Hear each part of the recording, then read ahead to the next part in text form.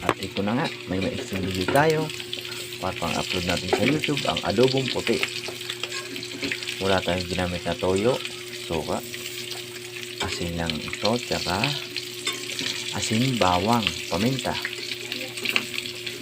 Ito ang tinatawag na adobong natural sa Bicol. Sa Tagalog, adobong puti.